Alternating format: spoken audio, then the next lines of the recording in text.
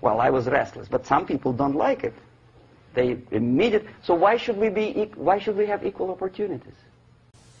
Why? The equal opportunity to excel. Equal opportunity in equal circumstances, yes, but we know people are different. To excel, yes, provided we reach the same level of excellency, perfection, which is hypothetical, distant future. Yes, maybe. But we know perfectly well that even with the best intentions, people could not be equal. Why should we have equality in the, say, legal system? Myself, I'm considering myself a law-abiding citizen, and a person who comes here to rob and shoot, say, the United States administration under Carter, imported thousands of Cuban criminals. They were non-criminals, yet they were accepted. Do you think it's fair if myself and my wife from Philippines, who work like a, excuse me, horse as a lab technician in a hospital, should have the same rights as a criminal from Cuba? Why? And yet we repeat as parrots, equality, equality, equality. And the Soviet propaganda system helps us to believe that equality is something which is desirable. Democracy, as it was established by fathers of this country, of this system in the last century, is not equality. It's the system where different people, unequal people, have a chance to survive and help each other in constant competition, in constant perfection, not in equality, which is superimposed from a godfather or a nice person in Washington, D.C. And the absolute equality exists in Soviet Union, quote-unquote equality. Everybody is equal in dirt, except some people are more equal than the others in Politburo.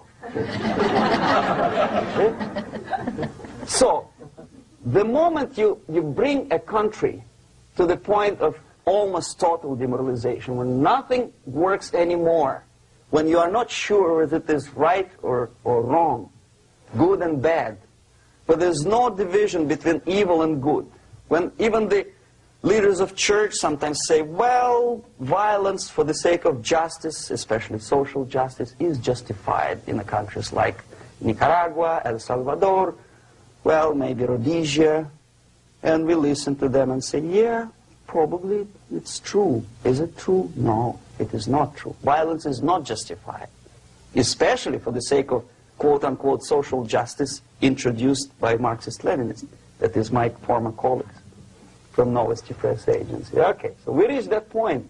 The next step is destabilization.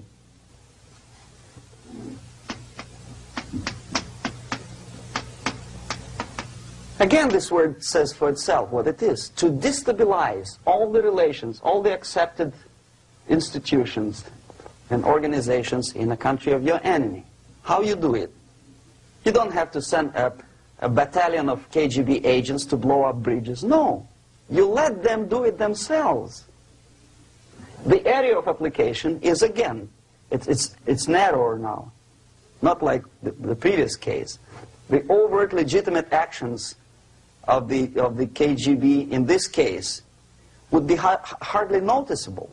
There is no crime if a professor who recently went to USSR introduces a course of Marxism-Leninism in a Californian college, for example. Nobody is going to come to his doorstep and say, okay, mister, come, you are under arrest. No, it's not a crime. It's not even considered a moral crime against your country. So the area of application here is narrowing down to economy, again labor relations, right? To law and order, plus military. And economy, law and order. Yes, and again the media, but wider scope, little bit different. I'll explain later. Okay, basically 3 areas. Economy. The radicalization of bargaining process. If on that stage we still could achieve, theoretically, some positive compromise between the negotiating sides with say, arbitrary introduction of arbitrary judges, a third side, objectively judging the demands of both sides. Here it's radicalization.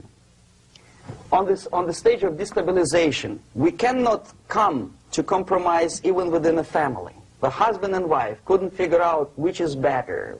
Husband wants his kids to eat at the table, and wife wants him, a child, to roam around the room and drop food all over the floor. They cannot come to compromise unless they start a fight.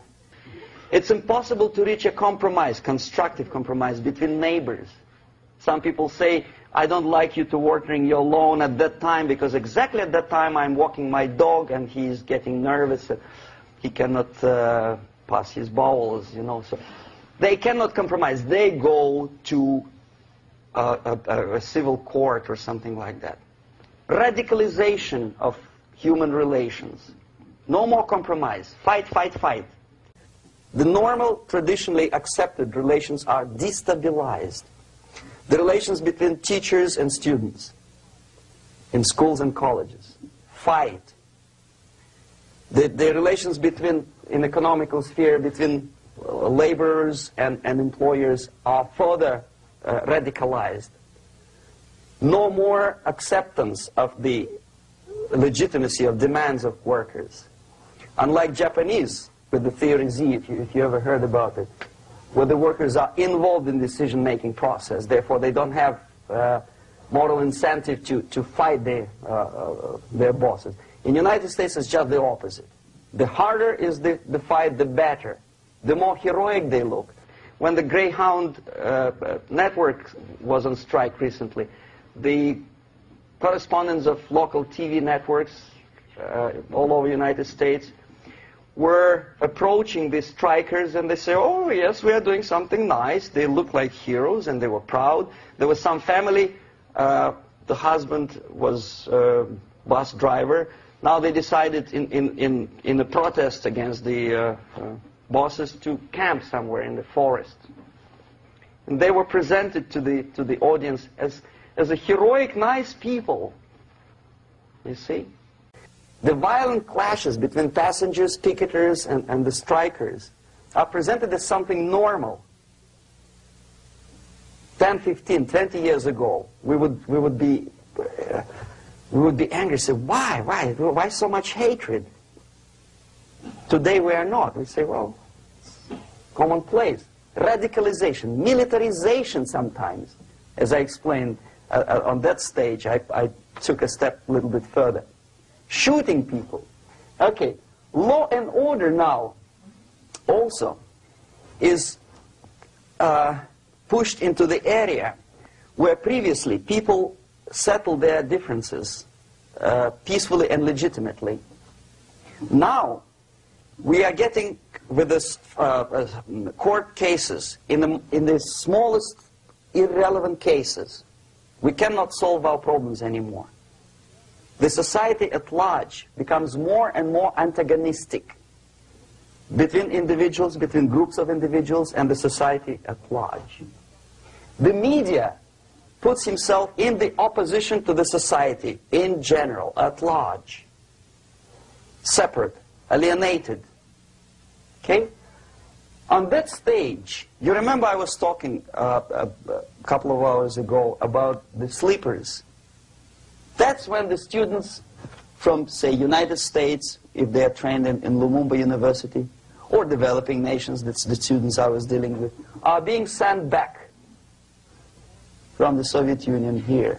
Or if they were already in the United States, in the country, which is an object of subversion, they spring to action. The sleepers go up. They slept for 15 to 20 years. Now they become leaders of groups, preachers, I don't know, public figures. Prominently they actively include themselves in a political process. All of a sudden we see a homosexual. 15 years ago he did his dirty job and nobody cared. Now he makes it a political issue.